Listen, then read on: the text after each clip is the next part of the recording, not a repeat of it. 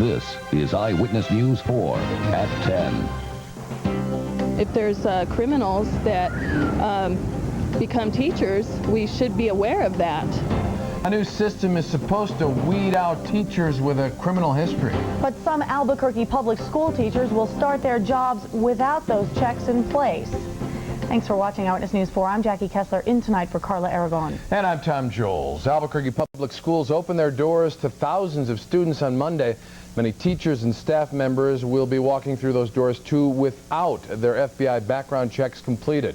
Joe Vigil joins us live from Montezuma Elementary School in Albuquerque with tonight's top story. Joe. Well, Tom, APS officials admit there is a risk letting those teachers and staff members into school without those checks complete, but they say it's a risk they have to take to start school. Now we need to find the little plastic pencil. Well, Amy Romero is helping her son to get ready to head back to class. But right now, FBI fingerprint criminal background checks are not ready for new APS employees. The district expects to hire 1,500 people this year. I would like to think that there's a faster system than just, let's start school and then wait and see what happens. We have not had these problems in the past in terms of problems with adults and kids, especially early on in the school year. So we think we're okay with that. The legislature approved the new FBI checks in January. They went into effect for most new APS employees in July. Nunn says APS's old background check system wasn't bad, but the new FBI fingerprint system will be an improvement. The FBI told the district that the new system has a 90% likelihood of finding a criminal record if one exists in the country. The FBI says APS's old method had a 30% chance of that. We don't want people with inappropriate backgrounds working with our kids. I think it is a good idea, too, though, because we want the best people working with our children and people that we can really trust.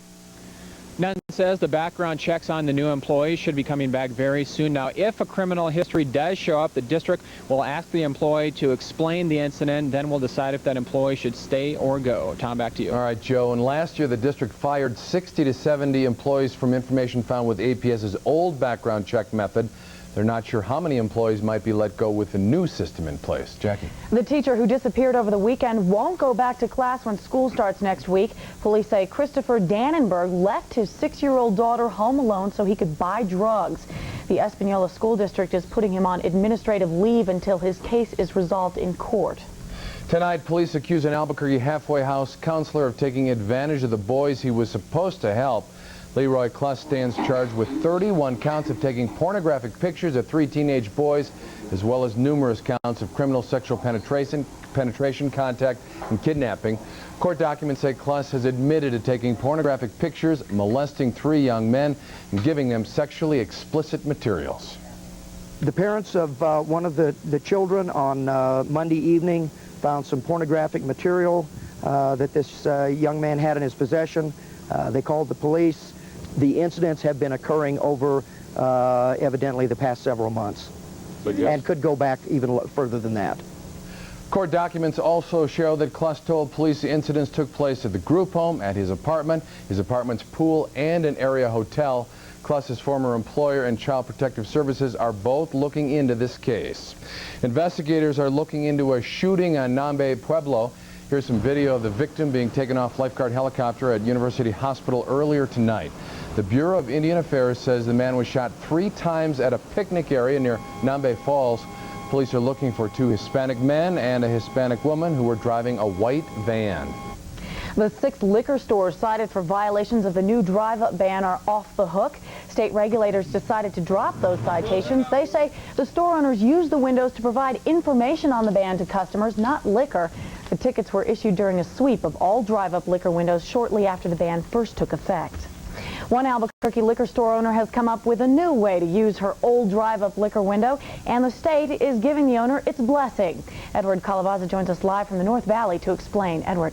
Well, Jackie, Liz's Lounge has closed its drive-up liquor window to comply with the recent statewide ban, but in about a month, the owner is hoping to sell alcohol through this window once again. Believe it or not, if that happens, she will not be breaking the law because things will be different where I am standing. So that's pretty much what we built. Kelly Reed owns Liz's Lounge. She says in the week and a half since the drive-up ban took effect, she's lost about $500 a day in liquor sales. So she came up with this, a 6 by 6 foot sunroom that will fully enclose her old drive-up window. People will still have to get out of their cars, but will only have to take a few steps. The idea has been approved by state alcohol and gaming officials. All of the transaction, the ordering, the paying, and the receiving has to be done inside the liquor licensed premises and outside of a car. The foundation for the sunroom/walk-up window has already been constructed. Reed says she's only waiting on a building permit from the county to finish the job. When it's completed, she's hoping her regular customers will come back to Liz's Lounge because of the convenience. Walgreens or Furs or Kelly's Liquors or anything else, I mean, they get a lot cheaper liquor there. So if we can't provide convenience, that's the only thing we've got. Now, the building plan, as it is currently drawn up, must also meet fire code, and at this point, the county fire department says it does not do that. An official with BCFD said to get approval, the plan would have to be modified to provide better lighting, ventilation, and signage. Jackie, back to you. Thank you, Edward. The owner of Liz's Lounge says 80% of her business came through that old drive-up window. Without the new addition, she believes she will go out of business. Police are checking to see if drunk driving played a part in a crash that killed a teenage girl. Officers say this car rolled over on a road off of State Road 217 overnight. That's in Torrance County. 17-year-old Cher Barnes was riding in the car. She died. Paramedics airlifted a young man, the driver, to University Hospital. No jail cell for an Albuquerque man accused of stalking the wife of former Mayor Martin Chavez. A Metro Court jury found Gerald Goodman not guilty of harassing Margaret Chavez. She testified he parked in front of her house and followed her in his car for several minutes last March. Goodman testified he wanted to see where the Chavezes live and did not realize it was Mrs. Chavez he was following when he got lost in their neighborhood. Following was stupid, and I wish I never would have started that. You get caught up in these details, and you think, what have I done to myself? And I'm supposed to be downtown at 9, and it's a human event. It just occurs. There was no maliciousness. The Chavez has issued a written statement saying they think Goodman has gotten the word he is not to pursue their family. At least 2 top officials at the New Mexico State Fair will face punishment for practically giving away junk cars. People who work at the fair were sold old trucks and golf carts for as little as $5. The state attorney general's office says that's against the law. It says the fair should have given proper notice of the sale and should have unloaded the vehicles at an auction instead of on a first-come, first-served basis. Fire forced some college students and faculty from their dorms and offices today. The fire started at about 3:30 in the Dene College building in Shiprock. Crews from San Juan County responded to the scene. Authorities say explosions were heard coming from the school's chemistry labs. Second-floor classrooms are destroyed. The fire started on the roof. 2 firefighters suffered smoke inhalation. An investigation is underway. Lightning-sparked fires are affecting mountain trails in the Gila wilderness. Officials closed 3 trails because of the fires and smoke. The largest fire in the Gila right now is burning about 500 acres. Well, not much rain in the metro area, but a few showers around the state. Let's go to meteorologist Jim Siebert with more in the first forecast. Hi, Jim. Well, we are definitely seeing some showers now in the metro area. It's kind of been missing us all afternoon, and by this evening, we're already seeing the showers moving into the area. Here's a look at live pinpoint Doppler max. Not nearly as heavy in Albuquerque as what we've seen up between Santa Fe and Albuquerque this evening, also down near Socorro. I had one report of rain up to 2 to 3 inches south of Belen earlier this evening as well. So is this going to continue with these showers firing up in the afternoons and evenings? I will answer that in the pinpoint forecast, all coming up in just a few more minutes. Jackie? Thank you, Jim. You may have a tough time finding the newest book by Tony Hillerman. He's the New Mexico author who writes about life in the Southwest. Hillerman's book, The First Eagle, came out on Monday, and it's going fast. Hillerman writes mysteries based on Navajo tribal police. This time, he developed 2 separate plot lines that come together in the end, and he says it wasn't easy. It was a tough one to write, and I tried to take 2 separate plots and make one book out of them. And about halfway through, I thought I was regretting it, but I finally made it work to my satisfaction. Hillerman says he's so intrigued by the Four Corners manhunt, he plans to base a future novel on it. Plenty of good material there. Yeah. A Colorado girl is in the hospital with the hantavirus in Albuquerque. That story straight ahead. Plus, a possible breakthrough in the search for suspects in the embassy bombings. Also, the toast is smoking and almost burned to a crisp. Sound familiar? Later on, Consumer Reports shows you its way to a perfect piece of toast. University hospital officials say a patient suffering from the hantavirus is in critical condition tonight. Our sister station in San Diego says the patient is 17-year-old Annie Merriman. Her family says she was working with the Forest Service in southern Colorado when she got sick. So far, 2 people have died from the hantavirus in New Mexico this year. 2 men are behind bars in Kenya tonight, and a U.S. government official says the men are considered suspects in the embassy bombings. No word yet on where the men are from. Investigators plan to ask them a lot of questions about what happened. Today, crews pried the wreckage of a vehicle off an embassy wall. They think it carried the bomb. Explosions at the U.S. embassies in both Tanzania and Kenya last week killed more than 250 people and left thousands hurt. The federal government may be barking up the wrong tree as it reviews evidence of Gulf War illness. The Pentagon today called for a review of the government's research after an independent study found that it had overlooked evidence of health problems in veterans. Dr. Dale Alverson has this report. Government researchers say that Gulf War vets are no sicker than any other vets who serve stateside. But talk to vets who went to the Gulf and you hear another story. Before I went, I was I was healthy. I was, played football, and stuff like that with my friends in the military. And after I came back, or after I got out of the military, I couldn't run a mile to save my life. And a new study published in the American Journal of Epidemiology agrees with them. It calls the government's analysis of the data on Gulf War veterans seriously flawed. A review of the government's own numbers show that Gulf War vets are dying and being hospitalized at greater rates than their counterparts who stayed at home. But so far, the government is standing behind its work and even pouring more money into the same potentially flawed research. And the VA continues to stand behind their statistical methods and techniques. Even as the Pentagon calls for a second opinion about how they're doing their work. For your health, I'm Dr. Dale Alverson, Eyewitness News 4. No one is sure who is going to come out on the right side of this question yet, but if, as this new study contends, the government is wrong, it will have spent $1.5 million tax dollars to get the wrong answers. Well, we found some tools you can use to make a better breakfast. Find out what they are next. Plus, changes are coming to some of New Mexico's most popular health clubs. And find out why the post office is taking some of its merchandise off the shelves. Market watchers have been keeping a very close eye on Wall Street after a volatile week. Our very own financial advisor, Dave Gallagher, will be in with the very latest. And a New Jersey transplant to our state has an ode to our dry heat. Tomorrow on Eyewitness News 4 today. Closed captioning sponsored by Fine and Four. Closed captioning for Eyewitness News 12 is brought to you by First National Bank.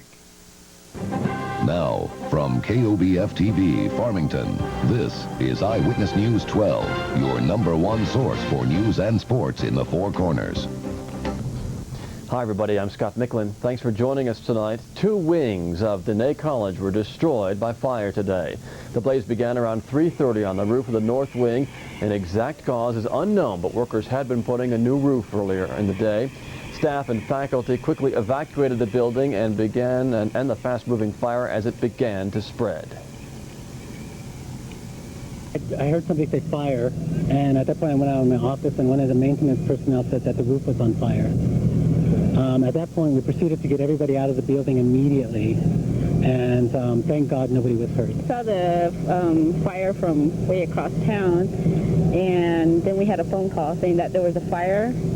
So we came down, and it didn't seem that big until we got here, and it was a complete shock because you just seen that wing on fire, the roof and everything, and it was, I don't know, it was unbelievable. Smoke from today's fire was visible from Farmington, some 30 miles away. 2 firefighters suffered smoke inhalation, but no one else was hurt. Staff who would normally go to work tomorrow at the college are being asked not to report until Monday. The bottom line from today's fire in Shiprock. Here's what we know tonight.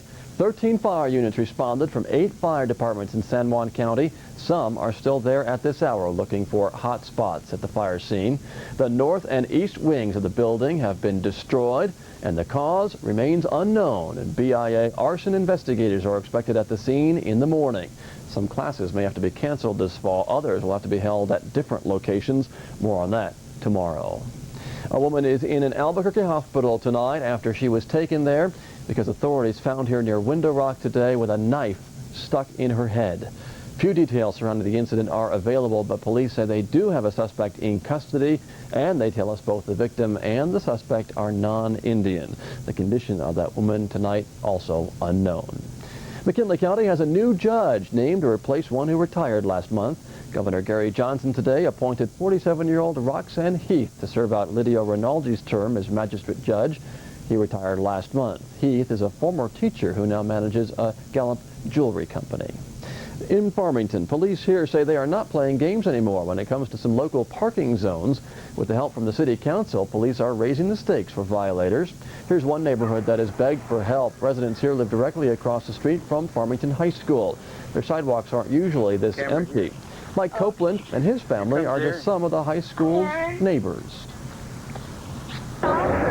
It is a pain sometimes, especially if I want a guest to stop by or someone that comes by to visit my family.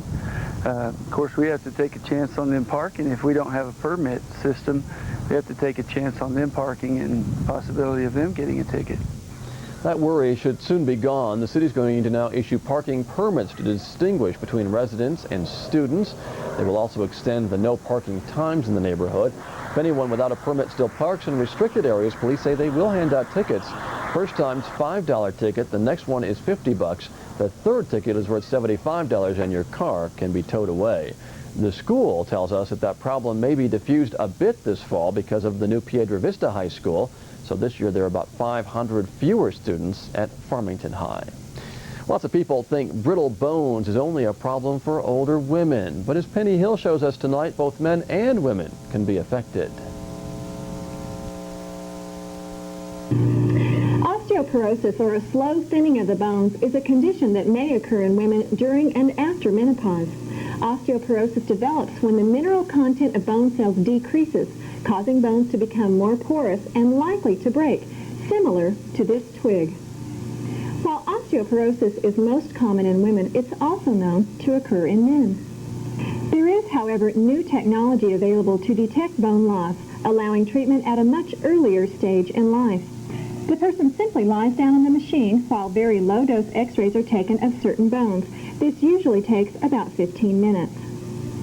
A patient's bones are then measured from these images and compared with those of others who are of similar age, sex, weight, and ethnic background. These numbers tell us how much mineral content has been lost. If the test does reveal osteoporosis, medication to increase the bone density is usually prescribed. A bone densitometry exam is an affordable precaution that may help to ensure a lifetime of healthy bones. For Life Course for a Lifetime, I'm Penny Hill, Eyewitness News 12.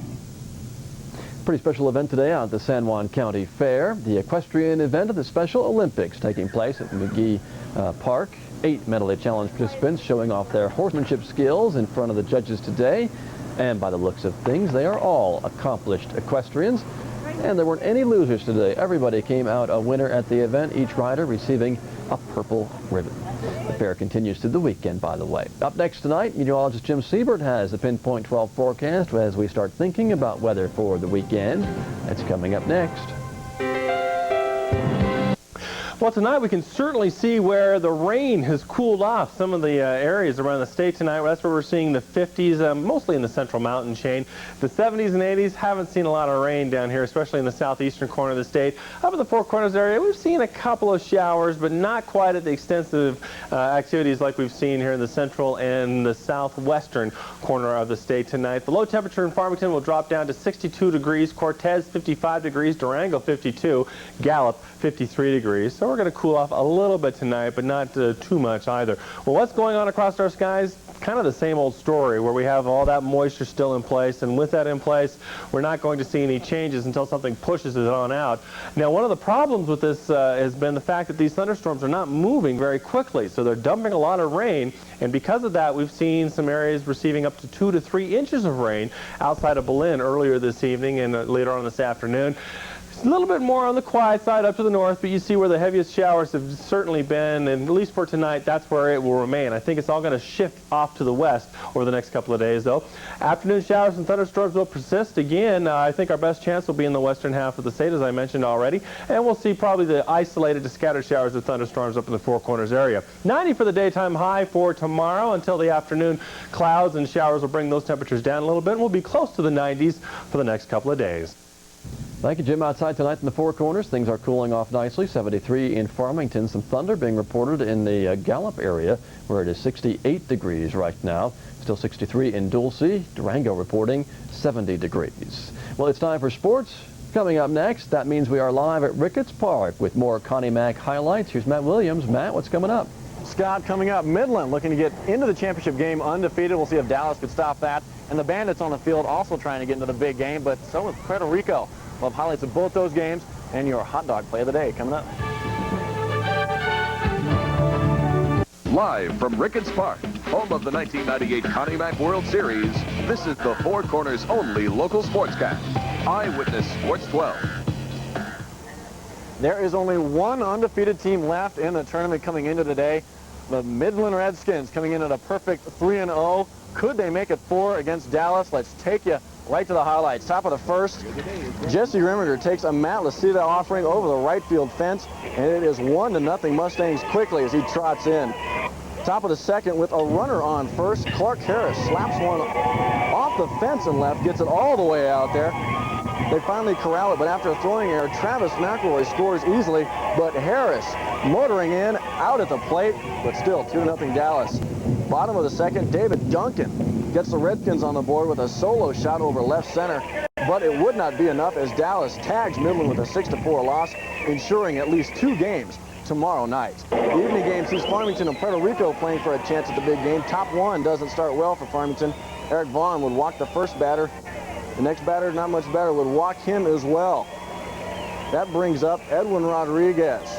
He does the job. The shot right back up the middle, gets through everybody, and in comes Antonio Ruiz. 1-0 Puerto Rico. Not a very good start. Vaughn would settle down, though, and with the bases loaded, he strikes out 2 in a row to get out of the jam.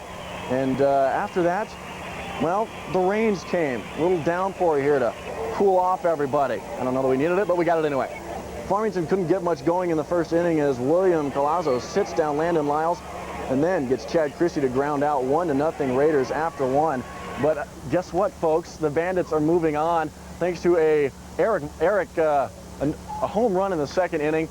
Bandits nailed one right out of the park, got right back into the game. They win it 3-2 and are going on to play tomorrow. The big game of the day was the Dallas-Midland matchup. 2 powerhouses going at it. Story of that game was the pitching of Dallas's, what was his name? Yes, his name, Zane Carlson. Came in the 5th inning, shut everybody down. And I talked to him after the game. Brought in the 5th inning, and not only was your first pitch a strike, it was a strike out. And you got on it quick and shut him down. How important was that? Well, I came to do my best pitch, and that guy he was looking at it, and just got there to do my best. Great defense behind me. Midland's been putting up the runs all series. How important was it for you to go in there, shut them down, this being such a close game? It was important. We got to win this, and we got to win 2 more, though, to win this all. That's what we're here for. So I just came and did my job. How important is the Connie Mack World Series title? It's everything. Every ball player here would echo that sentiment. The title is everything. Time now for your hot dog play of the day. World Series Hot Dog Play of the Day is brought to you by Wiener Schnitzel across from the Animas Valley Mall. Today's dog goes to Zane Carlson. With Dallas fighting to stay in the tournament, came in and shut down the Redskins. That earns them a trip to tomorrow. Let me give you a quick synopsis. Midland gets the bye into tomorrow's championship game. Farmington and Dallas play at 5:15. Scott, back to you. Very good. Thank you very much, Matt. We'll see everybody tomorrow. Good night, all. This Hot Dog Play of the Day was brought to you by Wiener Schnitzel, located across from the Animas Valley Mall.